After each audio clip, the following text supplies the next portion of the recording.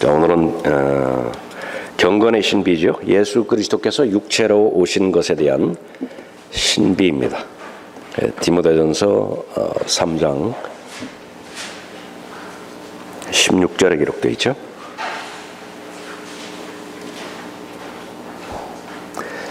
경건의 신비는 논쟁의 여지 없이 위대하도다.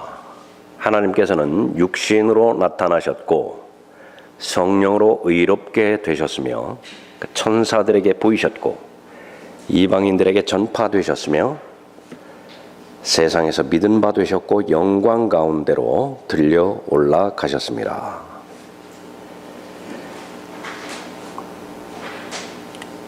예수 그리스도께서 하나님 안에 계시고 하나님께서 예수 그리스도 안에 계시죠.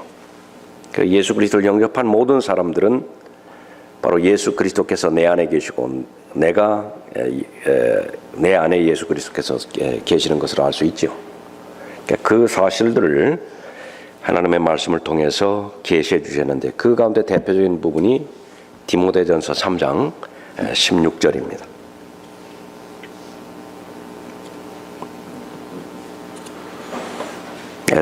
고린도전서 4장에서 그리스도인들 특히 그 성경 교사들은 이 신비들을 맡은 청직이라고 말씀하셨는데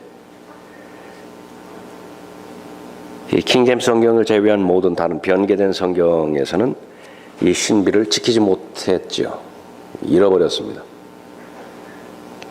왜 그러냐면 개역 성경 같은 경우에 크도다 경건의 비밀이요. 신비와 비밀은 다릅니다. 그렇지 않다 하느니 없도다. 그는 육신으로 나타난 바 되고 하나님 자리에 그는이라고 인칭대명사를 바꿔버렸습니다. 하나님께서 육신으로 나타나셨다고 말씀하셨는데 천사도 육신으로 나타날 수 있죠. 그러니까 마귀도 육신으로 나타날 수 있습니다. 이 부분은 아주 너무나 중요한 또 예수 그리스도께서 하나님이시라고 하는 예수 그리스도의 신성을 나타내는 그 구절인데 변개시킨 것이죠. 교재 두 번째부터 보겠습니다. 두 번째 경건의 신비의 내용이라고 나와 있죠.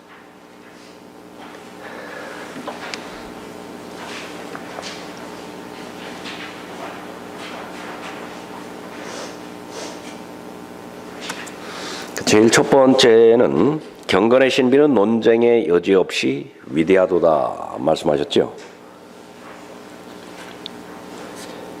이것은 하나님께서 얼마만큼 은혜가 충만하시고 진리가 충만하신 것인지 예수 그리스도를 통하여 나타나셨다라고 하는 사실을 우리가 알 수 있습니다.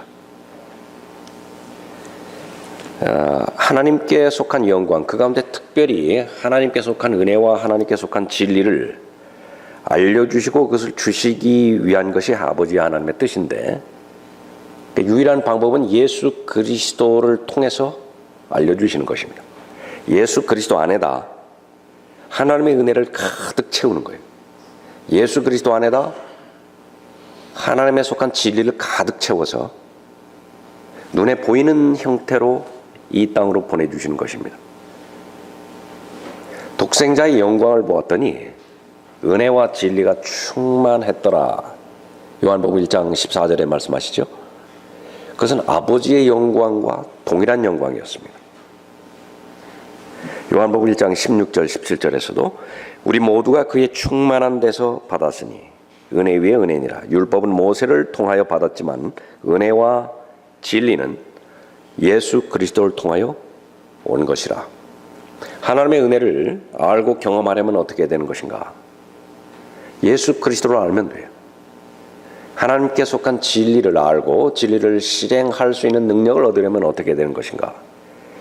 그러니까 예수 그리스도께서 속죄제물로 바쳐지신 갈보리 십자가를 가면 이 진리를 알 수 있습니다. 논쟁의 여지 없어요. 위대한 진리입니다. 골로새서 2장 2절 3절에서는 그의 안에는 모든 지혜와 지식의 보화가 감추어져 있느니라. 논쟁의 여지 없습니다. 의심의 여지도 없어요. 골로새서 2장 9절에서도 그분 안에는 신격의 모든 충만함이 몸의 형태로 거하시나니. 삼위일체를 신격이라고 말씀하셨는데 그 신격을 어떻게 구체적으로 알 수 있는 것인가? 몸의 형태로 오신 예수 그리스도를 알면 바로 그 안에 있는 신격의 모든 충만함을 알 수 있다 말씀하십니다. 골로새서 3장 9절에서도 그를 창조하신 분의 형상을 따라 지식 안에서 새롭게 된 새 사람을 입었으니 그렇게 말씀하고 있죠. 이 경건의 신비를 믿지 못한다고 한다면 이 새 사람이 살아갈 수 없게 되는 것입니다. 예수 그리스도는 이 땅에 은혜와 진리를 주시고자 사람의 몸을 입고 오신 분이시죠. 그것에 대해서 의심이 있다. 여호와의 증인들이나 또 그 위에 더 올라가서 그 아리아니즘들이 말하는 것처럼 예수 그리스도는 하나님께서 창조하신 가장 탁월한 신이다. 피조된 신이다. 그렇게 믿는 전제 하에서 아무리 경건한 생활을 다 한다 하더라도 거기에는 하나님의 은혜가 없습니다. 거기에는 하나님의 진리가 없어요. 경건의 신비는 논쟁의 여지 없이 위대하도다. 그 다음 구절은 무엇인가요? 하나님께서는 육신으로 나타나셨고 말씀하셨죠? 하나님께서는 자신의 피를 가지고 육신으로 나타나셨습니다. 사도행전 20장 28절에 의하면 하나님의 피는 사람의 피가 아니라 하나님의 피죠. 예수 그리스도께서 바로 육신으로 나타나신 하나님이신데 이 부분에 대해서는 구약에서 많이 예언이 되어 있죠. 이사야 7장 14절에서 그러므로 주께서 친히 한 표적을 너희에게 주시리라. 보라, 한 처녀가 임신하여 한 아들을 낳으리니 그의 이름을 임마누엘이라 하리라. 사람을 낳았는데 그 이름이 하나님이에요. 우리와 함께 하신 하나님. 받아들일 수 있는 것은 하나밖에 없죠. 사람이면서 동시에 하나님인 어떤 아이를 주실 것인데 남자 없이 처녀에게서 나게 하실 것이다. 그래서 그 앞에 이제 있는 것처럼 하나님께서 네 가지 방법으로 사람을 만드실 수 있다는 말씀하셨죠. 제일 먼저는 단순한 흙에서 아담을 창조하셨죠. 흙으로부터 사람을 만드신 거예요. 두 번째로는 여자 없이 남자에게서 여자를 만드실 수 있어요. 아담의 갈비뼈에서 이브를 창조하셨죠. 세 번째는 남자 없이 여자에게서 남자를 만드실 수 있죠. 독생자이십니다. 예수 그리스도를 그렇게 이 과정을 통해서 보내신 것이죠. 네 번째는 남자와 여자가 결합해서 사람을 만드실 수 있죠. 이사야 7장 14절에서는 처녀가 임신하여 남자 없이 한 아들을 낳을 것이다 언급하고 있습니다. 그래서 마리아에게 태어난 예수 그리스도, 그 이름이 인자였죠. 가브리엘에 의해서 다윗의 지상 보좌를 약속을 받았습니다. 이사야 9장 6절에서도 이는 우리에게 한 아이가 태어났고 우리에게 한 아들이 주어졌으니 정부가 그의 어깨 위에 있을 것이요 그의 이름은 경이로운 분이라, 상담자라, 능하신 하나님이라, 영원하신 아버지라, 화평의 통치자라 불리리라. 한 아이가 태어났는데 그 아이에게 주어진 이름이 모두가 다 하나님의 이름이에요. 요한복음 1장 14절에서 그 말씀이 육신이 되어 우리 가운데 거하심으로 우리가 그의 영광을 보니 아버지의 독생자의 영광으로 은혜와 진리가 충만하더라. 예수님께서 육신으로 나타나시기 전에 이름이 말씀이죠. 그런데 그 말씀이 육신이 되었습니다. 시간과 공간을 창조하신 그분께서 스스로 시간의 제약 안으로 들어오신 거예요. 공간을 창조하신 그분께서 스스로 공간의 제약을 받으신 것입니다. 예수 그리스도께는 과거와 현재와 미래가 없는 분인데, 영원만 있는 분인데 스스로 과거, 현재, 미래의 시간 안으로 들어오신 분이죠. 자신이 하나님이신데 하나님이심을 그만두셨어요. 이제 더 이상 하나님 아니에요. 빌립보서 2장 5절 이후의 말씀이 그 부분이죠. 그것이 바로 말씀이 육신이 되어라고 했던 그 부분입니다.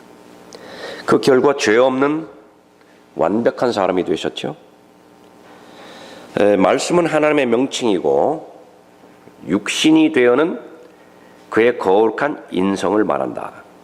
예수님의 이름에는 두 가지가 있습니다. 하나는 하나님이라고 하는 뜻으로 하나님의 아들이고요. The Son of God. 완벽한 사람이라고 하는 이름으로 인자죠. 사람의 아들. 이름이 주어졌습니다. 누가복음 2장 52절에서 예수께서는 지혜와 키가 자라고 하나님과 사람의 총회 속에서 자라가시더라. 신비입니다. 하나님께서 자라가시는 거예요. 하나님께서 사람들의 사랑을 받는 겁니다. 총애를 받는 것이. 완전하게 설명은 불가능하지만 기록되었기에 우리가 믿는 것이죠. 그리스도의 인격 안에 있는 두 가지 본질의 연합은 믿음의 신비 가운데서 하나이다 그랬습니다. 디모데전서 3장 16절 말씀이 바로 그 부분이죠. 구약에서 이제 앞으로 올 메시아에 대해서 예언하고 있는데 두 가지 형태로 예언하고 있습니다. 유대인들은 이 부분에서 실패해버렸어요.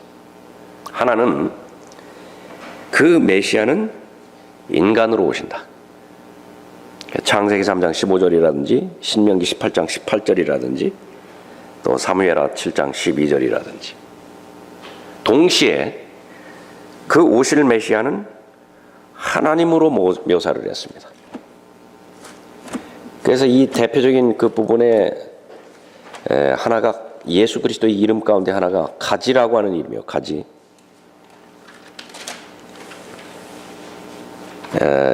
가지라고 하는 말이 그 구약 성경에 6번 나오는데 모두 다 예수 그리스도를 언급하고 있습니다. 하나님으로 오신 예수 그리스도를 언급하기도 하고요. 사람으로 오신 예수 그리스도를 언급하기도 하는 것입니다. 대표적인 경우로 이사야 4장 2절에서 그날에는 주의 가지가 아름답고 영화로울 것이요 땅의 열매는 이스라엘의 피난자들을 위해 훌륭하고 아름답게 되리라. 예수 그리스도의 이름인 주의 가지가 나오죠. 예수 그리스도께서 이제 영광 가운데서 재림하시죠. 그러면 이스라엘이 회복하고 회심할 것입니다. 그 이스라엘 앞에 충만하게 나타나게 될 임마누엘로서의 그리스도의 이름이에요. 주의 가지라고 하는 그 이름은 또 이사야 그 11장에서 보면은 또 한 가지가 자랄 것이라 그렇게 언급하고 있는데 이새의 줄기에서 한 싹이 나며 그의 뿌리들에서 한 가지가 자랄 것이라. 주의 영이 그의 위에 머물리니 지혜와 명철의 영이요 계획과 능력의 영이며 지식과 주를 두려워하는 영이라 이렇게 말씀하고 있죠. 이것은 다윗의 가지를 말하는 것입니다. 육신으로는 다윗의 씨에서 나셨다. 로마서 1장 3절에서 언급하고 있죠. 메시아로서 만왕의 왕이고 만주의 주이신 바로 예수 그리스도께서 이 땅에서 누리시게 될 그분의 영광을 나타나게 되는 것입니다. 또 하나는 하나님의 종 가지라고 말씀하셨어요. 스가랴 3장 8절에서 수치를 당하시고 죽기까지 순종하는 메시아를 나타내는 것입니다. 인간으로 오신 예수 그리스도예요. 또 하나는 스가랴 6장 12절 13절에서 그의 이름이 가지인 사람이에요. 그의 이름이 가지예요. 첫 번째 아담은 실패했죠. 다 잃어버렸죠. 예수 그리스도는 두 번째 아담이자 마지막 아담입니다. 오신 목적은 첫 번째 아담이 잃어버렸던 모든 것들을 다 회복하기 위해서 오셨죠. 결국은 제사장으로서 왕으로서 이 땅을 통치하게 될 분의 이름이에요. 그런 목적으로 이 땅에 오신 것이죠. 그래서 이 전체를 살펴봤더니 신약의 조명을 받아서 구약의 가지라고 하는 이름을 살펴봤더니 그 성령 하나님께서 결론을 내게 해주십니다. 마태복음, 마가복음, 누가복음, 요한복음, 이 모든 부분들은 예수 그리스도를 설명하는 것인데, 왕으로서 그분을 나타내시고, 사람으로 그분을 나타내시고, 하나님으로 그분을 나타내시고, 종으로 그분을 나타내시죠. 오실 메시아예요. 그런데 그분은 반드시 이 사역을 감당하기 위해서는 육체로 오셔야 돼요. 육체로 오셔서 이 일들을 감당하신다. 유대인 랍비들은 구약 성경을 가지고 있지만 신약 성경을 믿지 않기 때문에 이 조명을 전혀 받을 수 없습니다. 그래서 메시아가 오셨음에도 불구하고 계속해서 메시아를 기다리고 있는 것이죠. 어떻게 메시아 한 분이신데 하나님으로서의 그 사역도 감당하시고 사람으로서의 사역도 감당하실 수 있는 것인가? 영광 받으시는 메시아에 대해서도 언급하시고 고난받는 메시아에 대해서도 언급하는 것이 가능한 것인가? 그 한마디요. 말씀이 육신이 돼요. 그것이 다 해결해 버린다. 그 결과는 무엇입니까? 말씀이 육신이 되어서 오신 결과. 죄인들을 위해서 죽는 것이 가능했죠. 천사는 죽지 못해요. 그런데 어떤 경로로 피를 취해서 육체를 입으면 천사도 죽습니다. 하나님이 어떻게 죽으실 수 있나요? 피를 가지고 이 땅에 오셔서 육체를 입으면 하나님도 죽을 수 있어요. 죄인들이 죽어야 되는 죽음을 해결할 수 있는 유일한 방법은 그 죽음을 바꿔야 돼요. 대신 죽어주는 방법 외에는 죽음의 문제를 영원히 해결할 수 없습니다. 예수 그리스도는 육신으로 오셨기 때문에 단 조건은 죄 없이 오셔야 돼요. 죄 없이 오시기 위해서는 반드시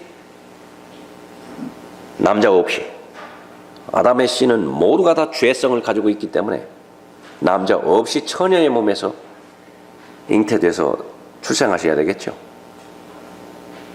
그래서 죄인들을 위해서 죽는 것이 가능하게 되었습니다. 히브리서 2장 14절이죠. 자녀들이 피와 살에 참여하는 자인 것 같이 그 역시 같은 모양으로 동일한 것에 참여하신 것은 자신의 죽음을 통하여 죽음의 권세를 가진 마귀를 멸망시키는 것이죠. 이는 주께서 진실로 천사들의 본성을 입지 않으시고 아브라함의 씨를 입으셨음이라 말씀하셨습니다. 죽으실 수 있을 뿐만 아니라 죄인의 모든 연약함을 다 알게 되셨죠.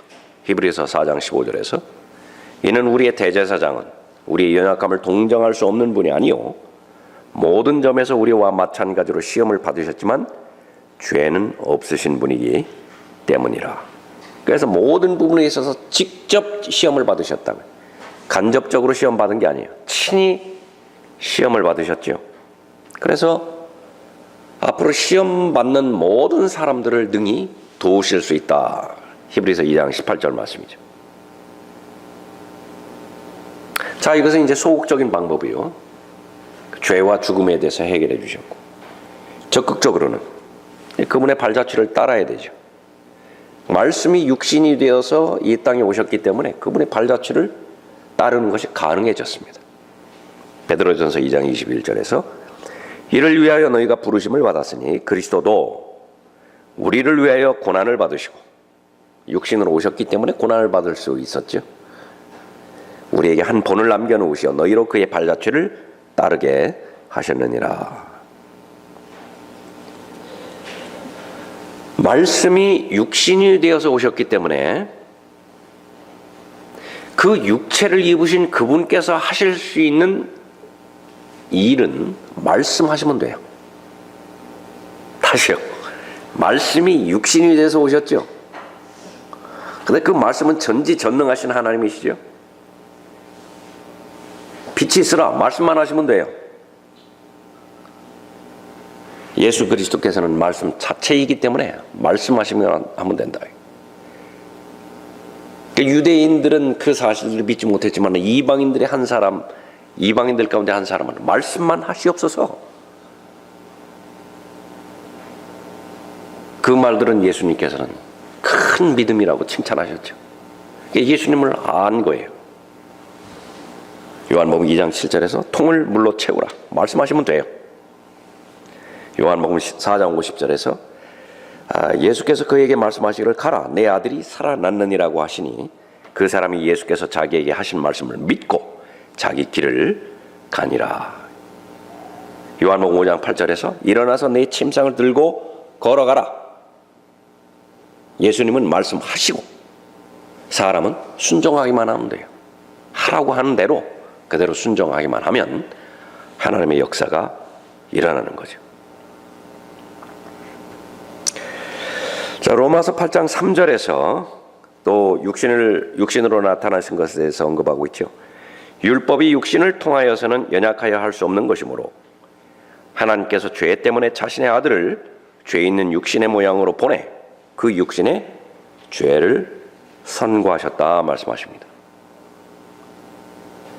죄 문제를 해결할 수 있는 첫 번째 방법은 율법을 통해서 해결하는 것입니다. 율법이 그 죄인에게 의를 줄 수 있다고요. 조건은 무엇입니까? 모든 율법을 다 지키면 돼요.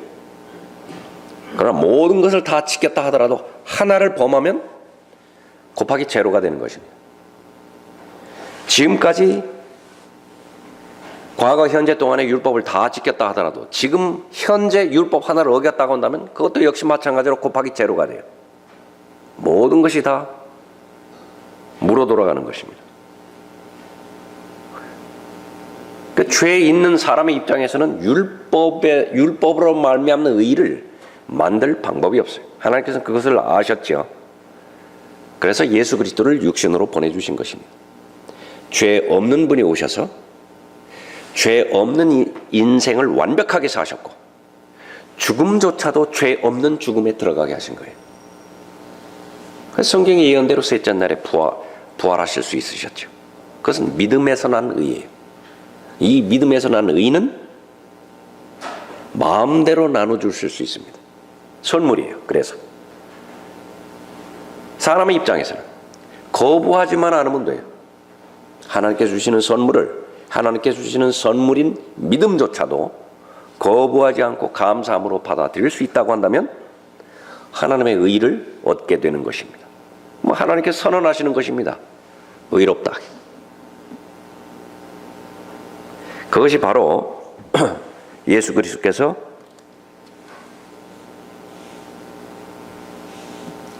죄 있는 육신의 모양으로 오신 것이고 죄가 있다는 말이 아니라 죄를 담을 수 있는 육체의 형태로 오신 것이지요. 그 육체의 죄를 선고하신 것입니다. 죄로 삼으셨죠. 갈라디아서 4장 4절에서도 그 때가 차니 하나님께서 자기 아들을 보내시어 여자에게서 나게 하시고 율법 아래 나게 하신 것은 율법 아래 있는 자들을 구속하셔서 우리로 아들의 신분을 얻게 하려 하심이라. 계속 무엇을 보고 있습니까? 하나님께서 자신의 피를 가지고 육신으로 나타나셨다는 사실을 우리가 지금 계속 살펴보고 있죠. 히브리서 1장 5절에서 하나님께서 어느 때에 천사들 중 어느 누구에게 너는 내 아들이라 오늘 내가 너를 낳았노라고 말씀하신 적이 있으며 또다시 나는 그에게 아버지가 되고 그는 나에게 아들이 되리라고 하신 적이 있느냐 말씀하셨죠. 하나님의 아들들은 많이 있죠. 천사들은 하나님의 아들들입니다. 그러나 그 천사들 가운데서 하나님께서 직접 낳으신 아들은 없어요. 하나님께서 직접 낳으신 아들은 누굽니까? 예수 그리스도시라. 그럼 하나님께서 낳으셨다라고 하는 말은 무슨 말이에요? 영원 전에 사람들이 말하는 것처럼 아버지 하나님께서 아들을 낳으신 그런 것을 말하는 것입니다. 그게 절대로 아니에요. 오늘 내가 너를 낳았도다 말씀하셨을 때는 동정녀 출생을 말씀하시는 거예요. 동정녀 출생을 말씀하신다. 히브리서 2장 6절에서도 말씀하시죠.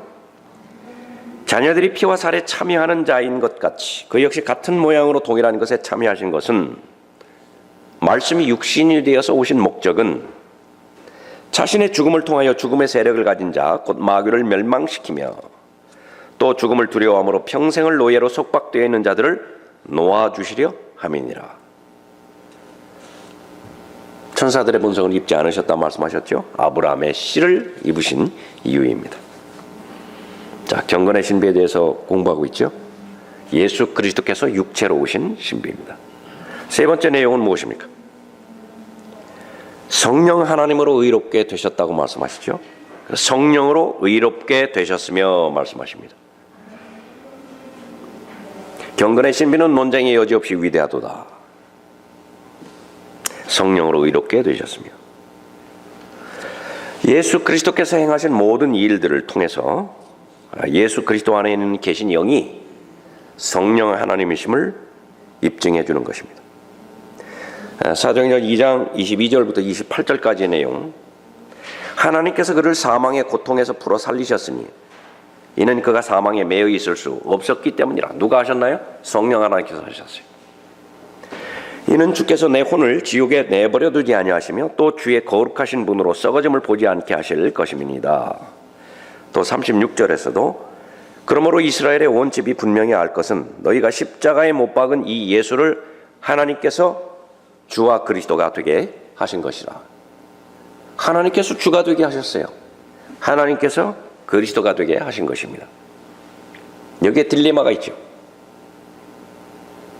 하나님의 법에 따르면 적어도 나무에 매달려 죽었다라고 하면 하나님께서 저주하신 대상이에요. 예수 그리스도는 그렇게 죽었잖아요. 바울이 성령 하나님으로 말미암아서 이 진리를 깨닫기 전까지는 철석같이 믿었어요. 성경적 사실이니까. 나무에 매달려 죽었으면 누구든지 저주받은 죽음이에요. 저주받은 자라게.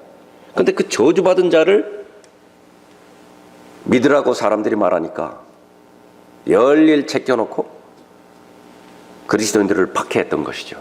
죽였던 것이죠. 감옥에 집어넣었던 것이죠. 그러다가 어느 날 한날 그 부활하신 예수 그리스도를 만난 것입니다.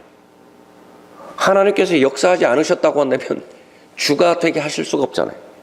하나님께서 역사하지 않았다고 한다면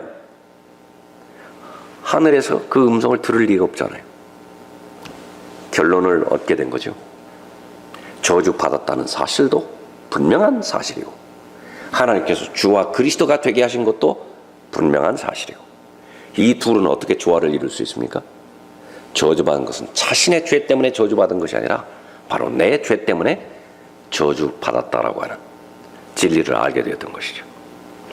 사도행전 3장 14절부터 18절까지도 너희가 생명의 통치자를 죽였으나 하나님께서는 그를 죽은 자들로부터 살리셨으니 우리가 이 일의 증인들이라 말씀하십니다. 하나님께서 직접 살리신 거죠. 그러나 하나님께서는 그의 모든 선지자들의 입을 통하여 그리스도가 고난을 받아야 하리라고 미리 선포하신 것들을 이와 같이 이루셨느니라. 예수 그리스도의 죽은 자들로부터의 부활하심, 그것은 반드시 성령께서 역사하신 것이다 라고 하는 것입니다. 로마서 1장 3절에서 이 복음은 그의 아들 예수 그리스도 우리 주에 관한 것으로 그는 육신으로는 다윗의 씨에서 나셨으며 거룩의 영으로는 죽은 자들로부터 부활하여 능력으로 하나님의 아들로 선포되셨다 말씀하십니다. 실제적인 다윗의 씨는 아니죠. 만약에 실제적인 다윗의 씨로 출생하셨다고 한다면 썩어질 수밖에 없어요. 그 안에는 죄가 있기 때문에. 에레미야 22장 30절에서 무엇이라고 예언되어 있습니까? 주가 이같이 말하노라. 너희는 이 사람이 코니하죠. 자식이 없겠고 그의 평생에 번성치 못할 사람이라고 쓰라.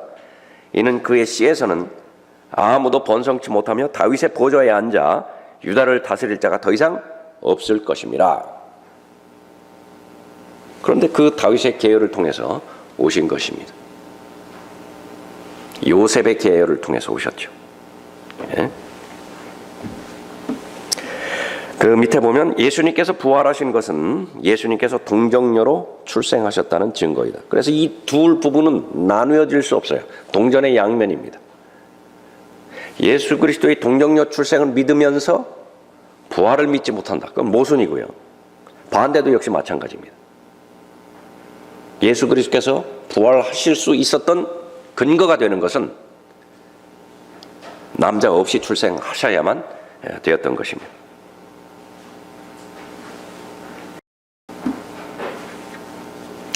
사도행전 2장 29절에서 형제 여러분, 내가 족장 다윗에 관하여 너희에게 자유로이 말할 수 있는 것은 그가 죽어 장사되어서 그의 묘가 오늘까지 우리 가운데 있습니다. 그러므로 그가 선지자가 되어 육신을 따라 그의 후손 중에서 그리스도를 일으키시어 그의 보좌에 앉게 하신다는 맹세를 하나님께서 자기에게 하신 것을 알고 그가 미리 앞을 내다봄으로 그리스도의 부활에 관하여 말한 것은 주의 혼이 지옥에 버려지지 아니하였으며 또 주의 육신도 썩어짐을 보지 아니하였다는 것이라.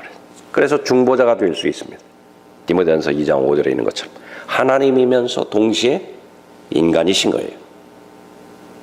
사람을 향해서는 하나님을 계시해 하시고요, 하나님을 향해서는 인간의 간구를 전달해 드리는 것이죠. 자, 경건의 신비 네 번째 사실, 하나님께서 계시해 주시죠. 천사들에게 보이셨고 말씀하십니다. 하늘에서 땅으로 내려오실 때 천사들이 증인이죠. 올라가실 때 에베소서 4장 6절로부터 10절까지 구약 성도들을 데리고 올라가셨죠. 천사들이 역시 증인이에요. 태어나실 때 누가복음 2장에서 천사들이 지켜봤죠. 시험 받으실 때 천사들이 도우셨죠. 죽으실 때 골로새서 2장 15절에서 역시 마찬가지로 영적 존재들이 보았죠. 천사들에게 보이신 것입니다. 에베소 3장 9절에서 또 예수 그리스도를 통하여 만물을 창조하신 하나님 안에서 세상이 시작될 때부터 감추어져 왔던 신비의 교제가 무엇인지 모든 사람에게 알게 하려는 것이니 이는 이제 교회를 통하여 천상에 있는 청사들과 권세들에게, 천사들이죠, 하나님의 다양한 지혜를 알게 하려는 것이라. 이것은 하나님께서 그리스도 예수 우리 주 안에서 계획하신 영원한 목적에 따른 것이니라. 베드로전서 1장 10절부터 12절까지 천사들도 간절히 살펴보기를 원하셨던 내용들이 있지요. 그리스도의 고난과 영광이에요. 그러나 하나씩 하나씩 다 보여주셨죠. 구원 계획이 이루어져 감에 따라서. 다섯 번째, 이방인들에게 전파되셨고, 여섯 번째, 세상에서 믿음 바 되셨고, 마지막 일곱 번째, 영광 가운데로 들려 올라가셨습니다. 말씀하셨습니다. 이 모든 부분들은 사도행전을 통해서 그대로 입증이 되어지죠. 사도들을 통해서 이방인들에게 전파하셨고요. 세상은 믿었습니다. 그래서 예수 그리스도를 믿은 거죠. 또 하나님께서 가장 높이 높여주셨죠. 빌립보서 2장 9절, 10절, 11절에 보면 십자가의 죽음에까지 순종하신 그분을 가장 높여주신 것입니다. 이 위대한 일, 육신으로 나타나셔서 하나님의 모든 계획하신 일들을 실행하신 그분께서는 어린 아기로 오셔야 됐습니다. 사람이 죽이면 죽는 거예요. 피하셨죠. 인간 어머니 마리아로부터 모든 양육을 받아야만 됐습니다. 침을 흘렸었겠죠. 밥알을 묻혔었겠죠. 기저귀를 갈아차지 않으면 고통하셨다고요. 고통당하셨다고요. 이것을 어떻게 설명할 수 있는 것인가? 하나님이신데, 그분은 하나님이신데. 경건의 신비입니다. 이 경건의 신비는 누가 받아들일 수 있는 것인가? 스스로 현명하다고 생각하면 절대로 못 받아들여요. 하나님께서 걸려 넘어지는 걸림돌을 하나 마련해 놓으셨는데, 스스로 본인이 생각에 나는 어리석다고 생각하는 사람들, 그 사람은 이 진리의 말씀을 받아들일 수 있었던 것이죠. 그러나 배웠다고 하는 사람들, 세상에서 인정받는 사람들, 그런 사람들은 절대로 이 경건의 신비를 알 수 없는 것입니다. 하나님께서 어떻게 육체로 오실 수 있는 것이냐. 그래서 다 디모데전서 3장 16절 그 하나님의 말씀을 변개시켜버린 거예요. 천사가 육신을 입을 수는 있지만, 영적 존재가 육신을 입을 수 있지만, 적어도 하나님은 육체를 입을 수 없다. 그렇게 해서 그 동기가 돼서 예수 그리스도께서 하나님이신 가장 강력한 증거가 되는 그 구절을 변개시켜버렸습니다. 자, 오늘은 경건의 신비에 대해서 공부했습니다.